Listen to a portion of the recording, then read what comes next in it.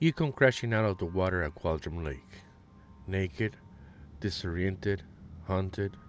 That's just your first impression of Alan Wake 2, and it sets the tone. You're vulnerable, you're off balance, and this is no ordinary sequel. This game doesn't just pick up a story, it reinvents the atmosphere, the visuals, the hardware expectations, everything.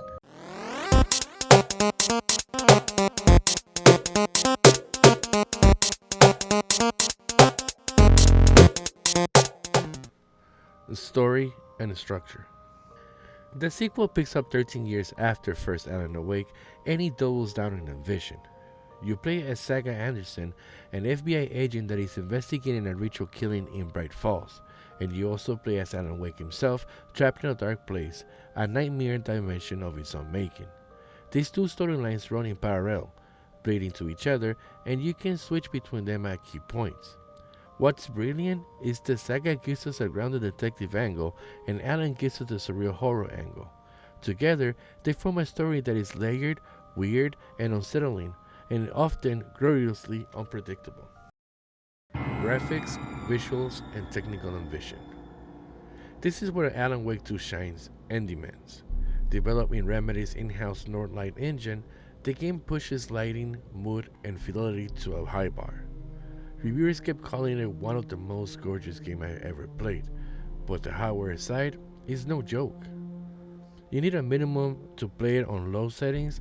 You need an RX 6600 with 60GB of RAM and at least 90 gigs on your hard drive. If you want to do it like on a medium range, you will need like an RTX 3060 with at least 8GB of VRAM. And if you're trying to play it on ultra, you will need something like an RTX 4070 or something equivalent with path tracing, high graphics preset with at least 12GB of VRAM. What this means? You are a typical mid-tier PC, you'll play fine, but if you want a ray tracing, max settings at 4K, you're looking at a high end. In consoles like PS5, Xbox, they deliver great visuals, but PC gives an extra headroom. Why it matters?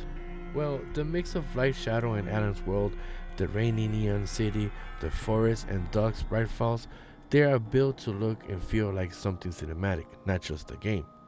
Live action sequences blended in engine visuals, the game experience with media and breaks conventions. Reviewers flagged that some areas look drop dead gorgeous, but also noted that technical strains, like texture popping, weird geometry, occasional frame drops, especially on older hardware. For example, some custom mode drops turned off, PC users with lower GPUs needing to lean on upscaling to maintain playability.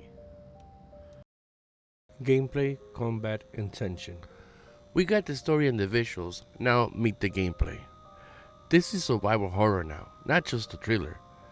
The flashlight and weapon loop returns. You burn away darkness shields with your touch flare, then gun them down. Enemies, like the Taken, are smarter, tougher, and more atmospheric than before. Combat feels riskier. Inventory, resources, ammunition, scars. You feel like you're on the edge. Saga sites tend to investigate, exploring bright falls, hunting clues, solving puzzles, and Alan's side is more twisted, shifting reality, weird environmental puzzles, rewriting scenes. What works? That tension, the scarcity, the mix of exploration, fear, and story beats.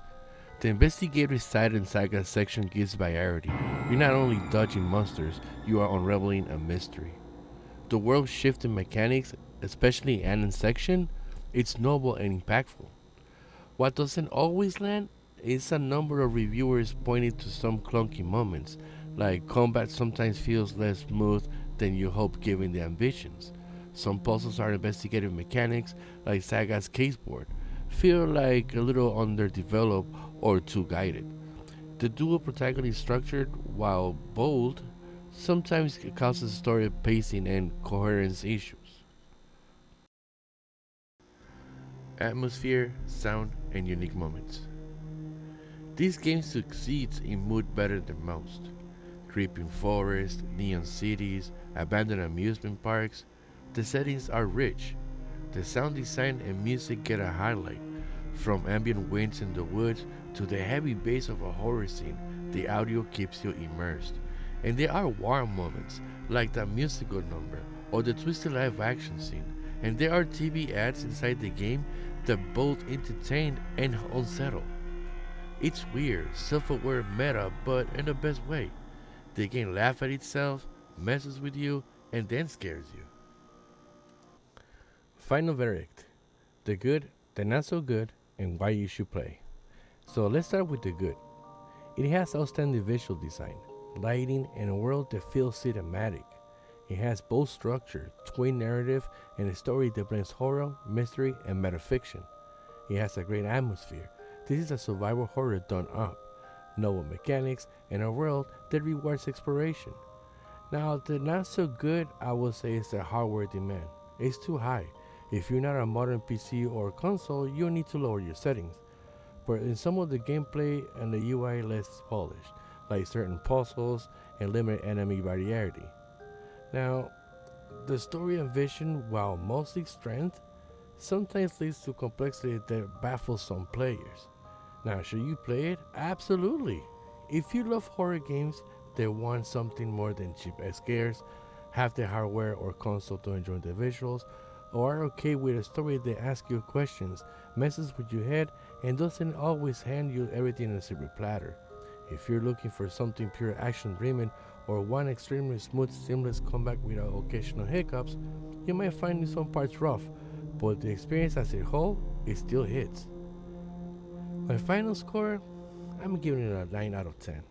See, it's one of the most memorable horror games I played this generation. It hits big, it stands out, and it delivers. And even with small flaws, it's still worth the plunge. Well guys, that's all I have for this review. If you played it, tell me what parts stuck with you. What was the moment you realized something wasn't real? The flash of the live action clip that made you pause the game? Drop that in the comments. And if you haven't yet, gear up, turn off the lights, get your headphones ready, and dive into the dark. Don't forget to like, subscribe, and ring that notification bell for more deep reviews just like this. Until next time, stay safe in the dark.